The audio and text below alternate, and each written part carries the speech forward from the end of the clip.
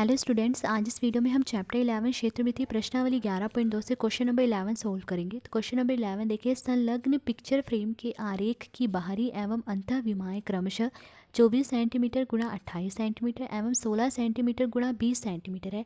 यदि फ्रेम के प्रत्येक खंड की चौड़ाई समान है तो प्रत्येक खंड का क्षेत्रफल ज्ञात कीजिए। तो देखिए, यहाँ पर हमें एक पिक्चर फ्रेम की आकृति दी गई है। अब इस फ्रेम की जो है बाहरी और अंतर विमाएँ हमें दी गई हैं। विमाएँ यानी लंबाई और चौड़ाई।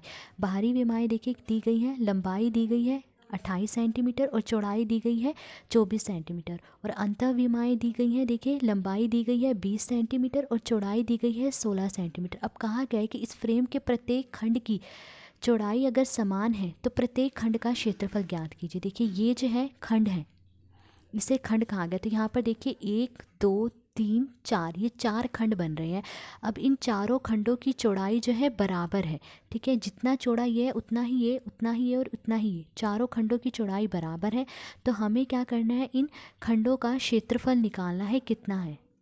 तो देखिए, सबसे पहले तो मैंने यहाँ पर इन्हें नाम दे दिया ABCD और PQRS। अब सबसे पहले जो है हम इन खंडों की चौड़ाई निकालेंगे कि प्रत्येक खंड की चौड़ाई कितनी है। तो अब देखिए, हमें प्रत्येक खंड की चौड़ाई निकालनी है कि ये कितने चौड़े हैं।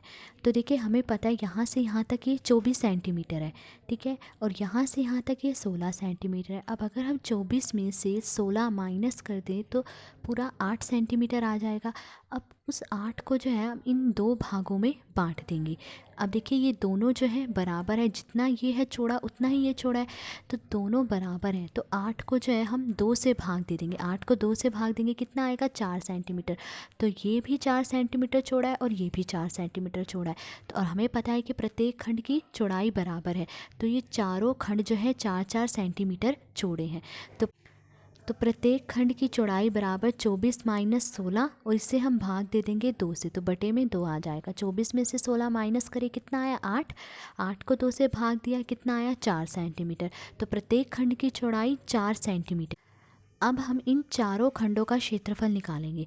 तो देखिए, ये और ये खंड, ये दोनों खंड बराबर हैं। इसी तरह ये खंड और ये खंड, ये दोनों खंड बराबर हैं। तो जितना इस खंड का क्षेत्रफल होगा उतना ही इस खंड का क्षेत्रफल होगा, और जितना इस खंड का क्षेत्रफल होगा उतना ही इस खंड का क्षेत्रफल होगा। तो खंड ABQP का क्षेत्रफल बराबर है खंड DCRS का क्षेत्रफल।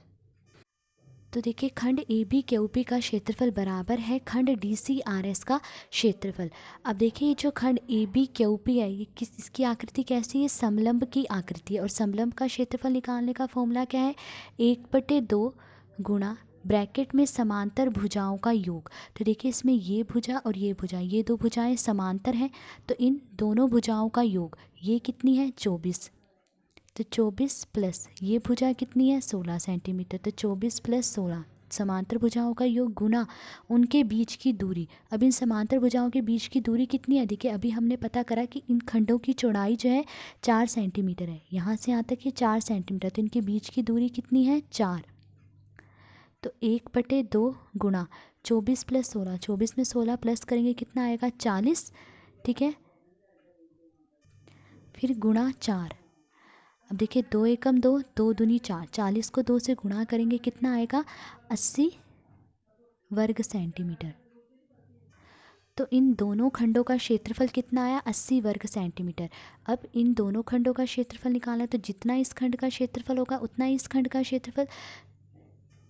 तो खंड ADSP का क्षेत्रफल बराबर है खंड BCRQ का क्षेत्रफल। तो खंड ADSP का क्षेत्रफल बराबर है खंड BCRQ का क्षेत्रफल।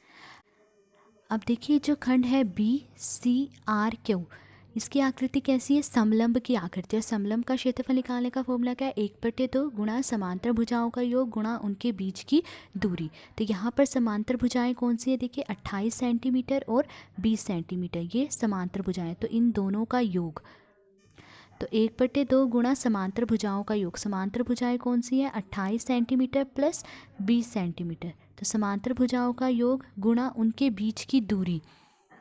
अब देखिए, इन समांतर भुजाओं के बीच की दूरी कितनी है, खंड कितने सेंटीमीटर चौड़े हैं, 4 सेंटीमीटर। यहाँ से यहाँ तक कि 4 सेंटीमीटर चौड़े हैं, तो इनके बीच की दूरी कितनी है, 4 सेंटीमीटर।